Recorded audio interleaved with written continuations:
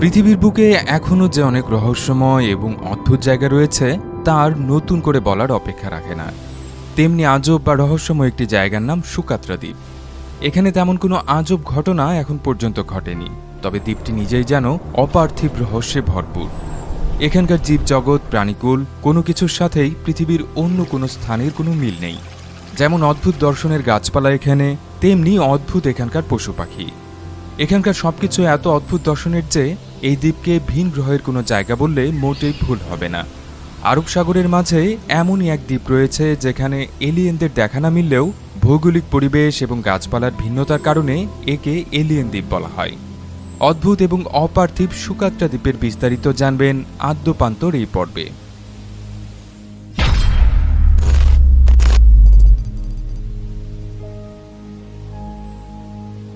আরব সাগরের বুকে মাথা তুলে দাঁড়িয়ে থাকা সুকাত্রা একটি পুরোপুরি বিচ্ছিন্ন দ্বীপ।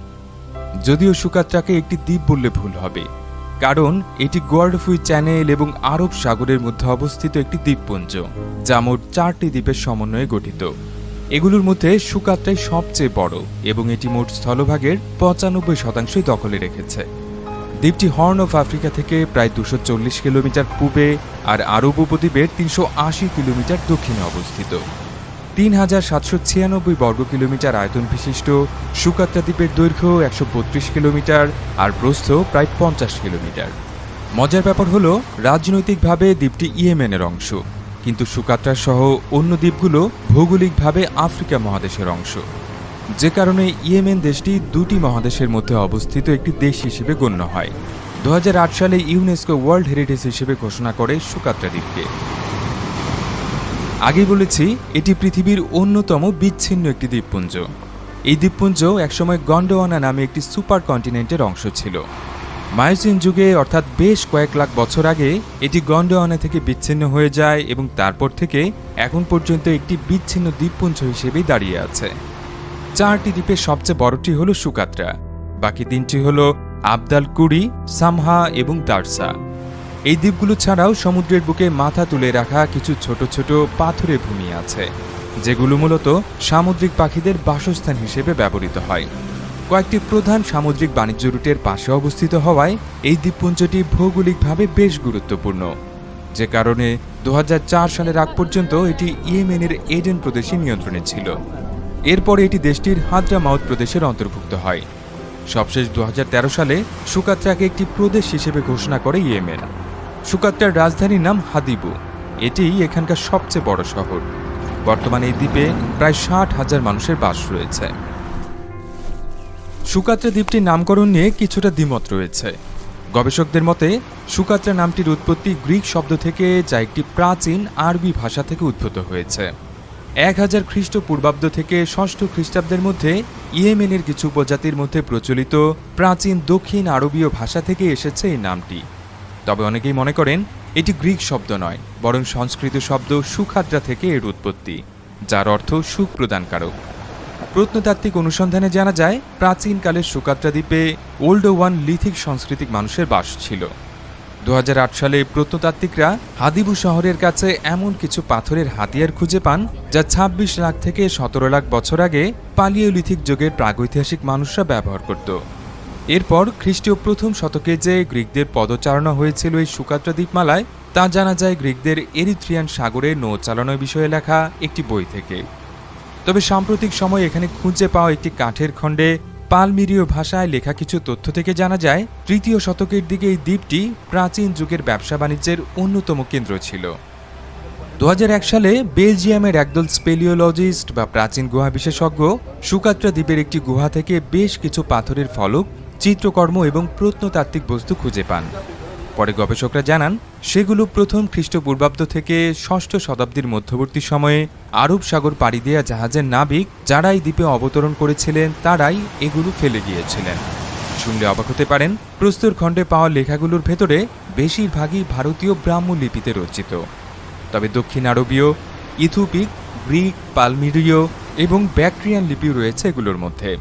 প্রায় 250টি গ্রন্থ এবং ড্রয়িংয়ের নমুনা পরীক্ষা করে গবেষকরা জানান, ভারত সাগর দিয়েই সে সময় পূর্ব পশ্চিমের মধ্যে ব্যবসা বাণিজ্য পরিচালিত হতো। সুকাত্রা দ্বীপে মূলত উষ্ণ মরু আবহাওয়া লক্ষ্য করা যায়। এখানকার গড় তাপমাত্রা 25 ডিগ্রি সেলসিয়াস। এখানে বছরে খুব কমই বৃষ্টিপাত হয়, তবে তা কোনো নির্দিষ্ট সময় না হয়ে বছর জুড়েই হয়ে থাকে। তবে উত্তর পূর্ব বর্ষা মৌসুম অর্থাৎ অক্টোবর থেকে ডিসেম্বরে এখানে গড়ে 800 মিলিমিটার পর্যন্ত বৃষ্টিপাত হয়। আর জুন থেকে সেপ্টেম্বর পর্যন্ত দক্ষিণ পশ্চিম বর্ষা মৌসুমে দমকা বাতাসের কারণে এখানকার সমুদ্র ভীষণ উত্তাল থাকে। ঢেউ ভাঙার প্রচণ্ড শব্দের কারণে শত শত বছর ধরেই এই সময়টা ভারতীয় নাবিকদের মাঝে এখানকার সমুদ্র সুকাত্রা সিংহ বলে পরিচিতি পেয়েছে। যেমনটা আগেই বলা হয়েছে, কয়েক লাখ বছর ধরে সুকাত্রা দ্বীপ বিচ্ছিন্ন অবস্থায় রয়েছে, যে কারণে এখানে জন্মানো উদ্ভিদ বা প্রাণীকুল সম্পূর্ণ স্বতন্ত্র এবং ব্যতিক্রমী চেহারা পেয়েছে। দ্বীপটিকে এলিয়েন দ্বীপ বলার পেছনে মূল কারণ হলো এখানকার গাছপালা। এই দ্বীপে যেসব গাছপালা আর উদ্ভিদ রয়েছে তার নামে যেমন অদ্ভুত, দেখতেও তাই। দ্বীপের বেশিরভাগ উদ্ভিদই স্থানীয়, অর্থাৎ পৃথিবীর অন্য কোথাও এসব উদ্ভিদের দেখা মিলবে না। 1990 সালে জীববিজ্ঞানীদের জরিপে পৃথিবীতে প্রায় 700 প্রজাতির স্থানীয় উদ্ভিদের খোঁজ পাওয়া গেছে। আর সুকাত্রা দ্বীপের 825 প্রজাতির উদ্ভিদের মধ্যে 307 প্রজাতি স্থানীয়, অর্থাৎ এখানে জন্মানো প্রায় 37% উদ্ভিদের দেখা মিলবে না পৃথিবীর অন্য কোথাও। এই দ্বীপের সবচেয়ে অদ্ভুত গাছগুলোর একটি হলো ড্রাগন ব্ল্যাক ট্রি। হঠাৎ করে দেখলে এই গাছকে বিশাল আকৃতির ব্যাঙের ছাতা ভেবে ভয় পেতে পারেন। দ্বীপের শুকনো মাটিতে জন্মানো এই গাছটি প্রায় 32 ফুট পর্যন্ত লম্বা হতে পারে। গাছের কাণ্ড উপরের দিকে বৃদ্ধি পেতে পেতে অসংখ্য ডালপালায় ভাগ হয়ে যায়। ডালগুলোর ঘন পাতার কারণে গাছটি দেখতে অনেকটা ব্যাঙের ছাতার মতো। ছাতা আকৃতির এই গাছটির কাণ্ড থেকে লাল বর্ণের এক ধরনের আঠালো পদার্থ বের হয়। কথিত আছে বহুকাল আগে ড্রাগনের রক্ত থেকে এই গাছের উৎপত্তি হয়েছিল, আর সে কারণেই গাছটির নাম হয়ে গেছে ড্রাগন ব্লাড ট্রি। এই গাছের আঠা রং তৈরি আর বার্নিশের কাজে ব্যবহৃত হয়ে আসছে অনেক দিন ধরেই। ভেষজ গুণাগুণও রয়েছে এর। প্রাচীনকালে এই গাছের আঠা ওষুধ এবং প্রসাধনী হিসেবেও ব্যবহার করা হতো। বছরে একবার এই গাছে ফুল ফোটে। উপযুক্ত পরিবেশে গাছটি বেঁচে থাকতে পারে কয়েকশো বছর। এ তো গেল ব্যাঙের ছাতা আকৃতির গাছের কথা। আরেকটি অদ্ভুত উদ্ভিদ হল ডেনড্রোসিয়াস। মূলত এটি হচ্ছে এক প্রকারের প্রকাণ্ড শশা গাছ এবং একমাত্র শশার জাত যা গাছের আকৃতি লাভ করে। বিভিন্ন আকৃতির কাণ্ডটি লম্বা হয়ে চূড়া তৈরি করে। ডেনড্রোসিয়াস মূলত উভলিঙ্গ গাছ, অর্থাৎ একই গাছে পুরুষ এবং স্ত্রী ফুল ফোটে। ফুলের রং হয়ে থাকে হলদে কমলা রঙের। এই গাছের জন্মানো এবং বংশবিস্তারের জন্য 20 ডিগ্রি সেলসিয়াসের বেশি তাপমাত্রার আবহাওয়া প্রয়োজন হয়। গবেষকদের মতে এই গাছটির উৎপত্তি হয়েছিল দ্বীপটি বিচ্ছিন্ন হওয়ারও দ্বিগুণ সময় আগে।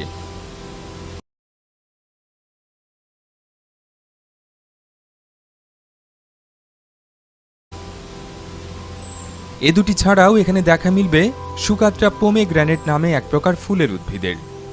এটি 2.5 থেকে 4 মিটার পর্যন্ত লম্বা হয়। সাধারণত ডিসেম্বর থেকে জানুয়ারি মাসে গাছটিতে ফুল ও ফল হয়।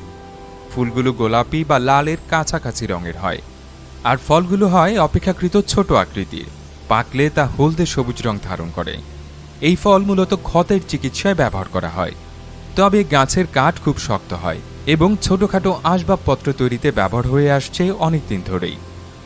এইসব ব্যতিক্রমী গড়নের উদ্ভিদের জন্যই দ্বীপটিকে ভিন গ্রহের দ্বীপ হিসেবে আখ্যায়িত করার মূল কারণ। তবে দ্বীপটিতে মানুষের বসবাস এবং জলবায়ু পরিবর্তনের নেতিবাচক প্রভাব পড়তে শুরু করেছে।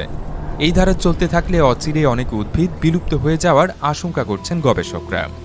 2004 সালে পরিবেশ রক্ষার আন্তর্জাতিক সংগঠন IUCN এর লাল তালিকায় এখানকার অতি বিপন্ন 3টি এবং বিপন্ন প্রজাতির 27টি উদ্ভিদের নাম রয়েছে। অদ্ভুত আকৃতির উদ্ভিদ ছাড়াও মোট 31 প্রজাতির প্রাণীর দেখা মিলবে এই দ্বীপে, যার 94% অর্থাৎ 29টি প্রজাতি স্থানীয়, অর্থাৎ যেগুলো আপনি পৃথিবীর অন্য কোথাও দেখবেন না। পাখির মধ্যে রয়েছে Socotra starling, Socotra sparrow, Socotra sunbird, Socotra bunting সহ বেশ কিছু স্থানীয় প্রজাতির পাখি। এছাড়া স্কিংস, পা-বিহীন টিকটিকি, নানা প্রকারের মাকড়সা এবং 3 প্রকারের স্বাদু পানির কাঁকড়া দেখতে পাওয়া যায় এখানে। তাছাড়া দেখা মিলবে বেশ কয়েক ধরনের প্রজাপতিরও। তবে স্তন্যপায়ী প্রাণী হিসেবে বাদুড় ছাড়া আর কোনো প্রাণী দেখতে পাওয়া যায় না এখানে। তবে গবেষকদের মতে 2000 বছরের বেশি সময় ধরে এখানে মানুষের বসবাসের ফলে স্থানীয় পরিবেশে পড়েছে বিরূপ প্রভাব। বিলুপ্ত হয়ে গেছে কুমির বা মহিষের মতো অনেক প্রাণী। জ্বালানির প্রয়োজনে উজাড় করা হয়েছে অনেক উদ্ভিদ। এছাড়া দ্বীপটিতে ছাগল সহ অন্যান্য গৃহপালিত প্রাণীর আগমন ঘটায় স্থানীয় উদ্ভিদ ও প্রাণীগুলো পড়েছে হুমকির মুখে। সুকাত্রা দ্বীপের বেশিরভাগ বাসিন্দাই আল মাহরা নামে দক্ষিণ আরবের একটি উপজাতির বংশোদ্ভূত। এছাড়াও এখানে খুব অল্প সংখ্যক সোমালীয় বংশোদ্ভূত মানুষের বাস রয়েছে। তাছাড়া বিভিন্ন কৃষ্ণাঙ্গ আফ্রিকানেরও বাস রয়েছে এখানে। সুকাত্রার মূল ভূখণ্ডে 50,000-এরও বেশি মানুষের বাস রয়েছে। অবশ্য এদের বেশিরভাগই বাস করেন দ্বীপটির উত্তর উপকূলে। বাসিন্দারা মাছ শিকার, পশুপালন আর খেজুর চাষ করে জীবিকা নির্বাহ করেন। দ্বীপের প্রধান রপ্তানি পণ্য হল খেজুর, ঘি, তামাক আর মাছ। ইতিহাস থেকে জানা যায়, প্রথম শতকের মাঝামাঝি পর্যন্ত দ্বীপটিতে স্থানীয় ধর্ম প্রচলিত ছিল। এরপর থমাস দ্য অ্যাপোস্টল নামের এক খ্রিস্ট ধর্মপ্রচারক জাহাজ ডুবির ফলে সুকাত্রায় আশ্রয় নেন এবং বহু বাসিন্দাকে খ্রিস্ট ধর্মে দীক্ষা দেন। 10ম শতাব্দীতে আরব ভূগোলবিদ আবু মুহাম্মদ আল হাসান আল হামদানির দেয়া তথ্যানুসারে দ্বীপের বেশিরভাগ মানুষ ছিল খ্রিস্ট ধর্মাবলম্বী।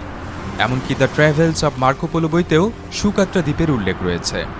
যদিও মার্কোপোলো দ্বীপের কাছাকাছি কখনো যাননি, তবে তার দেয়া তথ্যে দ্বীপবাসীরা ব্যাপটিস্ট খ্রিস্টান বলে উল্লেখ আছে। কিন্তু 16 শতকে পূর্ব ইয়েমেনের মাহারার সুলতান দ্বীপটি দখলে নেয়ার পর থেকে দ্বীপের বেশিরভাগ বাসিন্দাই ইসলাম ধর্মে দীক্ষিত হন। বর্তমানে দ্বীপের অধিকাংশ বাসিন্দাই মুসলিম। খ্রিস্ট ধর্মের চিহ্ন হিসেবে রয়েছে কিছু চার্চের ধ্বংসাবশেষ এবং কবর ফলক। এত বিষয় ভরা দ্বীপটি সম্পর্কে জানার পর অনেকের মনেই হয়তো কৌতূহল জেগেছে কিভাবে যাবেন এই দ্বীপে। 1999 সালে এই দ্বীপে একটি বিমানবন্দর স্থাপনের আগ পর্যন্ত কার্গো জাহাজ ছাড়া দ্বীপে পৌঁছানোর আর কোনো মাধ্যম ছিল না। তবে বর্তমানে বিমানযোগে সহজেই যাওয়া যাবে দ্বীপটিতে। তবে দ্বীপে ঘুরতে যাওয়ার আদর্শ সময় অক্টোবর থেকে এপ্রিল মাস। বছরের অন্য সময় ভারী বৃষ্টিপাতের কারণে ভ্রমণ বিঘ্নিত হবে। পর্যটকদের জন্য এখানে কয়েকটি গেস্ট হাউস থাকলেও উন্নত মানের কোনো হোটেল এখনও গড়ে ওঠেনি। এই এলাকার ইকোসিস্টেমের কারণে এখানে রাস্তা বা গণপরিবহনের সংখ্যাও খুবই কম। এখানে ইকোসিস্টেমের ভারসাম্য নষ্ট হবার আশঙ্কা থেকেই পর্যাপ্ত রাস্তাঘাট নির্মাণ করা হয়নি, যে কারণে মাঝে মধ্যে রাস্তায় দু একটা মিনি বাসের দেখা মিলতে পারে। চাইলে 4 হুইলার ড্রাইভ ভাড়া করে ঘুরতে পারবেন দ্বীপের এখানে সেখানে। তবে পায়ে হেঁটে দ্বীপটি ঘুরে দেখায় যে সবচেয়ে উত্তম এবং আকর্ষণীয় হবে, তাতে কোনো সন্দেহই নেই।